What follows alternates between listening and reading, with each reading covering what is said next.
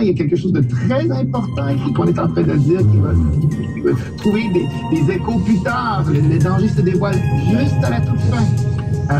Moi, j'adore ça parce qu'on s'appelle l'intelligence du spectateur, mais on crée un événement ensemble. Oui, mais c'est toujours intéressant quand ça se passe comme ça. Mais vous-même, vous dites qu'il s'agit d'un projet qui me permet de canaliser ma propre rage contre l'apathie politique. Ça vous fait du bien pour vrai de travailler là-dessus? Oh, mais oui, absolument. Moi, je me définis comme un artiste citoyen. Et ce qui est dire que je comprends très bien que mon travail de création a une résonance dans la société, dans les sphères politiques. Je l'assume pleinement. Je prends parole sur les dossiers politiques en Ontario français très souvent. Je trouve que c'est très important parce que l'art, c'est une des seules zones qui nous reste. On a le droit de toucher au tabou, de les remettre en question. La rectitude politique n'a pas encore pris en otage la création artistique. On se bat contre ça tout le temps, d'ailleurs.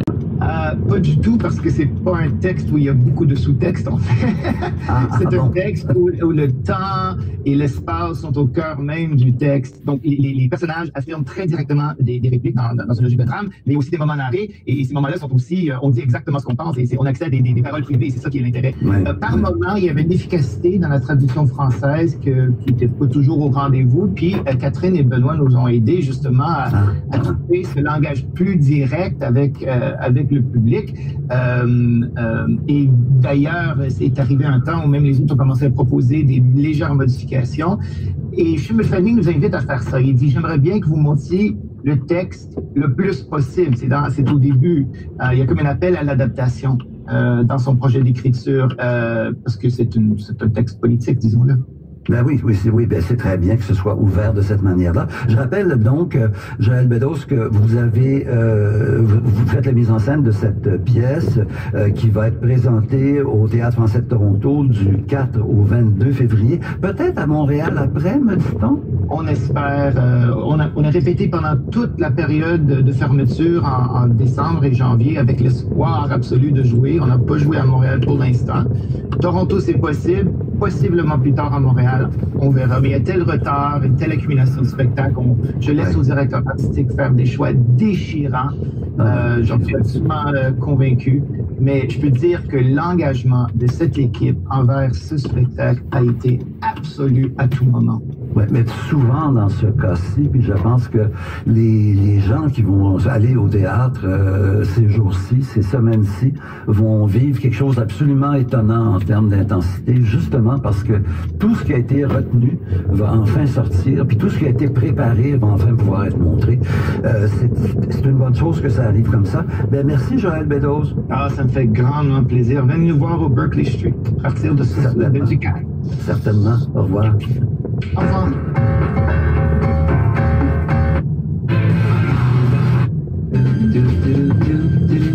Jamais que tout a commencé là-bas pour la...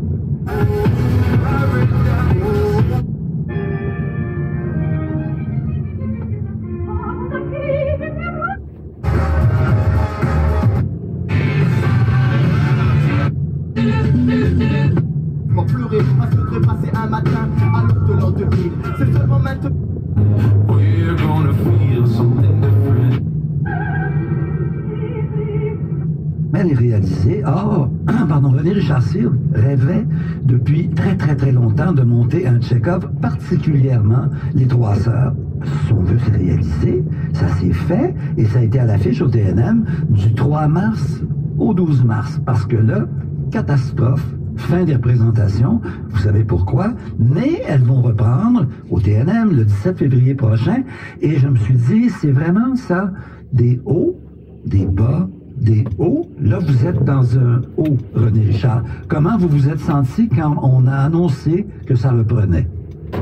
Ben, écoutez, premièrement, on espérait profondément cette reprise-là. On espérait que ce spectacle-là n'ait pas joué que 8 ou 9 fois et qu'il puisse revivre. Donc, que le TNM et Laurent Pintal aient décidé de le reprogrammer 2 ans plus tard, parce que on jouait au mois de mars 2020. Donc, qu'on reprenne maintenant, ben, c'est une grande joie, une grande satisfaction, parce que c'est un spectacle dont on était tous très fiers. Alors, on l'avait porté devant un public quelquefois, alors de le reprendre, c'est une grande joie. Mais le fait qu'au TNM, la salle peut accueillir que 50% de sa capacité, est-ce que pour le metteur en scène, est-ce que pour les interprètes, ça change vraiment quelque chose? Ben, ça change quelque chose. C'est sûr qu'on aime toujours ça de jouer devant des salles pleines, mais en même temps, la joie de porter, je veux pas dire que s'il y avait que 3 spectateurs dans la salle, la joie serait au même diapason du rendez-vous, là, mais comment je peux dire ça? C'est-à-dire déjà de pouvoir le refaire, d'exercer. Je vous parle à vous alors qu'il y a à peine 1 heure, je terminais un enchaînement au TNM. Donc, cette notion de retrouvailles entre nous, mais bien sûr, en vue de cette retrouvaille plus importante, d'une certaine façon, qu'on fait avec le public, ben écoute, là, il serait 25, il serait 32, il serait 44, on serait déjà heureux. Alors de penser qu'il y aura 50%, donc peut-être environ 500 personnes, c'est déjà plutôt que nous qui se tournions les pouces à la maison, avec ces acteurs-là qui savaient le texte, qui avaient une piste en scène, tout était prêt, puis là, de se faire couper l'herbe sous le pied, ben, de le retrouver. Donc, on va être ravis de le faire, quelle que soit la jauge qu'on nous impose. Oui, ben je comprends ça parfaitement. René Richard, ça fait longtemps que vous êtes amoureux des Trois Sœurs. Pardon, vous êtes tombé amoureux de cette pièce-là quand vous étiez à l'École nationale de théâtre. Puis je me demandais, vous aimez beaucoup Tchekhov, mais qu'est-ce qui, dans cette histoire des Trois Sœurs, vous a particulièrement séduit, puisque la séduction dure encore?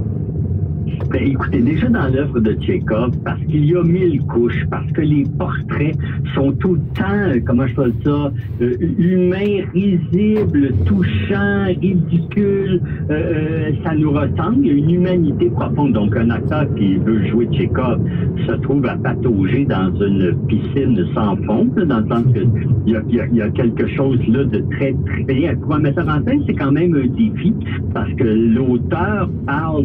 Tchekhov s'est amusé, c'est le mot est mal choisi, mais c'était vertueux, mettons, je sais pas si c'est ça, mais à parler de l'ennui. Et l'ennui au théâtre, c'est dangereux. C'est peut-être le premier danger qu'on se doit d'éviter. Alors donc, il a parlé d'une humanité, mais c'est surtout le portrait, pas tant le portrait d'une époque, parce que c'est ridicule de dire que c'est actuel. C'est pas actuel, c'est éternel. L'humanité, puis même dans le texte, on le dit, dans 1000 ans, l'homme va se plaindre que sa vie est dure, mais il va y tenir quand même à sa vie qui est si dure. Alors donc, le portrait, c'est le portrait de cette humanité écrit par ce portraitiste, cet humaniste formidable qui était Tchekhov au début du siècle dernier, qui a encore une forte résonance. Il a aussi créé des personnages féminins, ce qui est quand même très particulier par rapport à l'époque, alors qu'on écrivait beaucoup des rôles d'hommes, puis des histoires d'hommes et de héros et d'anti-héros. Tout à coup, là, il y a des personnages de femmes qui sont très forts. Il y a un scénario qui est aussi très fort. C'est-à-dire que là, dans Les Trois Sœurs, elle rêve de partir pour Moscou, comme on rêve d'aller à... C'est quoi cette chanson, là? Youkali? Youkali n'existe pas, mais on veut tous aller à Youkali, là. Alors donc, Moscou existe, mais on n'est plus sûr que ça existe parce que c'est comme nous. Il est difficile de passer à côté de ses rêves. Il y a quelquefois des pièces que j'avais envie de monter depuis des années, puis que je veux pas dire que je suis passé à côté de mon rêve, mais tu sais, des fois, on a un regard souvent... je ne veux pas dire biaisé, mais trop près d'une œuvre, on l'aime tellement qu'on la respecte trop, ou on manque du respect envers elle, ou on la béatifiait quasiment. Et alors que là, Les Trois Sœurs, c'était un rêve qui m'habitait depuis longtemps. Je ne veux pas dire que je suis, coudonc, on a le droit de dire ça. Je suis très satisfait, je suis très content, et de l'équipe et de la réception, puis je suis content d'être allé où je voulais aller.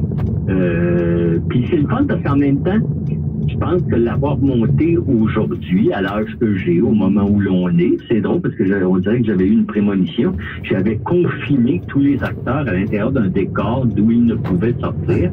On sait que le mot confinement est devenu un mot très à la mode, mais c'était avant que cette foutue pandémie nous assaille. Alors donc, je retrouvais en même temps là la joie du local de répétition. Tous les acteurs sont coincés dans ce décor-là.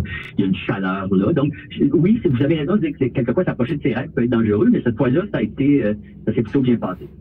Mais ce qui est intéressant, René Richard Cyr, là-dedans aussi, c'est le fait que c'est une idée que vous avez eue au départ, c'est l'histoire de la boîte pardon, dans laquelle ces personnages-là sont enfermés, et ça s'est avéré. Et la boîte rétrécit, je pense, au fur et à mesure où le spectacle se passe. Au fur et à mesure, l'espace de jeu se restreint, ce qui, à mon sens, donnait aussi l'idée de cette espèce de poids de la vie qui devient de plus en plus lourd et qui, comme ça, on a de moins en moins d'espace, comme si ce désir de partir pour Moscou devient de plus en plus évident parce qu'on est tous coincés dans un lieu.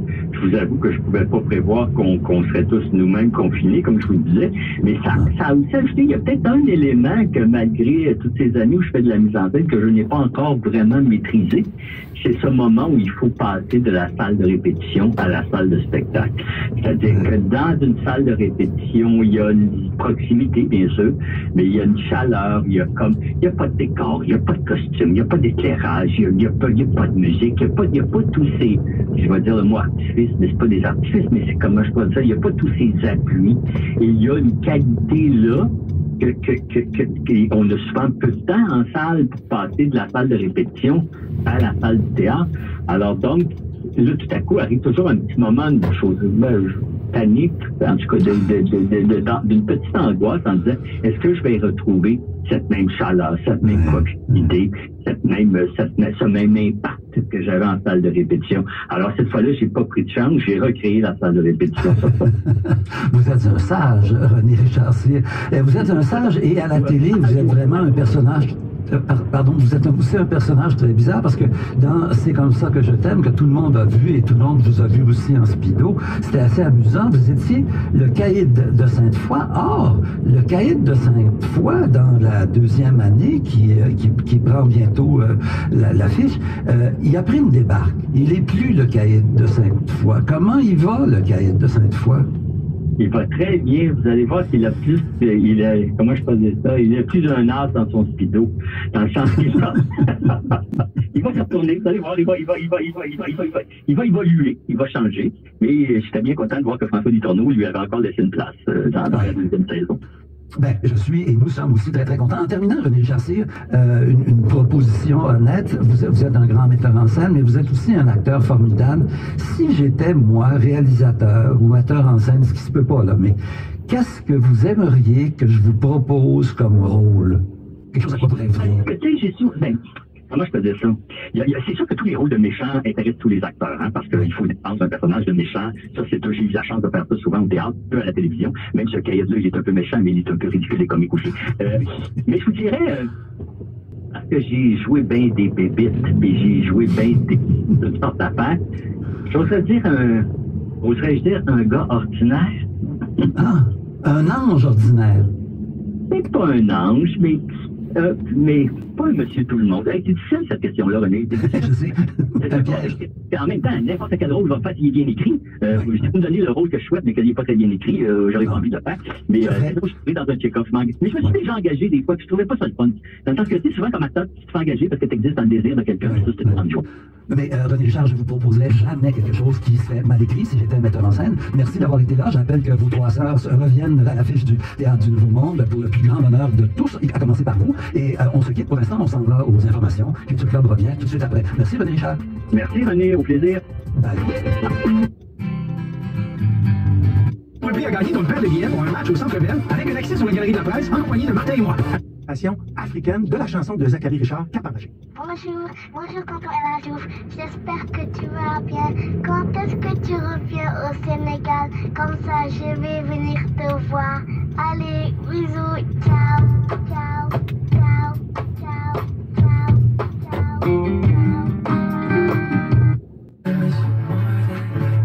A real treasure trove of operatic history. It was nice to have one Canadian in the lineup today. Wilfrid Peltier conducted the Gounod excerpt, recorded in Boston. There was another Canadian at the Met during those years. He was a tenor, but he wasn't there to sing. Edward Johnson became the general manager of the Metropolitan Opera House in 1935. He remained there until his retirement in 1950. We Canadians have a long history of quietly running the show. I'm Marion Newman. You're listening to Saturday Afternoon at the Opera on CBC Music and streaming live at cbc.ca/listen.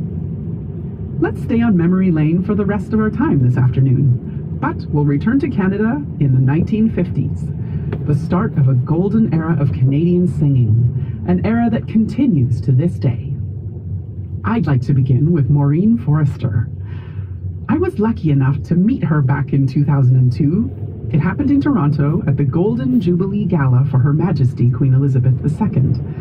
I was an aspiring young singer at the time, thrilled to be a soloist for the national anthem. I was pretty sure that shaking hands with the Queen would be the highlight of my evening. As it turned out, Her Majesty was slightly upstaged in my mind. That's because partway through the post-gala reception, I was tapped on the shoulder. Apparently, someone very special wanted to talk to me. Maureen Forrester. I found myself face to face with the woman whose recordings I'd played over and over again, whose incredible artistry brought out the deepest understanding of music. Maureen Forrester, the champion of Canadian culture and new Canadian music, the supporter of countless young singers. That warm, witty, irresistible woman was talking to me as an equal and drawing me into that mezzo diva club. That encounter was a gift I'll never forget. It was not only what she said that stays with me, but also the voice that spoke those words. That warm, opulent contralto voice that made Maureen Forrester one of this country's greatest artists.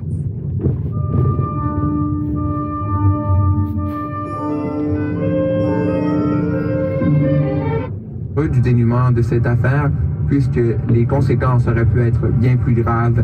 Ils n'entendent toutefois pas augmenter la sécurité des lieux, du moins pour le moment. Ici Jérémy Bergeron, Radio-Canada, Winnipeg. Même si le variant Omicron continue de se propager parmi la population canadienne, les provinces commencent peu à peu à lever certaines mesures sanitaires. Selon le microbiologiste infectiologue à l'hôpital général juif de Montréal, Carl Weiss, il faut adopter de nouvelles façons de gérer la pandémie tout en conservant certaines règles en place. La 5e vague, on ne peut pas la gérer avec un modèle calqué sur les vagues précédentes. Et ce qu'il faut faire, il faut s'organiser pour que dans le futur, on apprenne à vivre avec l'Omicron. C'est ce qui est d'ailleurs véhiculé au Danemark, mais aussi en Grande-Bretagne, en Espagne, en Allemagne, aux États-Unis et dans beaucoup de provinces canadiennes, où on est en train de se dire l'Omicron va rester, probablement pendant longtemps pour toutes sortes de raisons. Il ne faut pas baisser les bras, il ne faut pas, ça ne doit pas être non plus l'anarchie totale, mais il faut s'assurer qu'on puisse continuer à avoir une société ouverte. Selon la santé publique fédérale, plus de 10 000 Canadiens sont traités tous les jours en lien avec la COVID-19 et plus de 140 personnes meurent de la maladie sur une base quotidienne.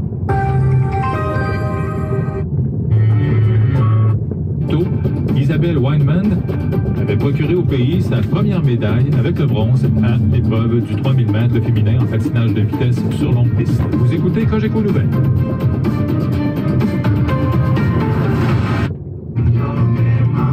Non-stop hits.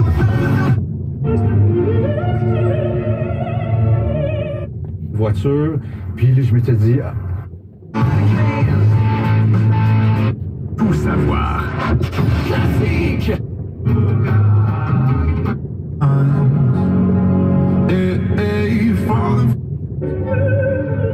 Dessus, puis ben remplir la...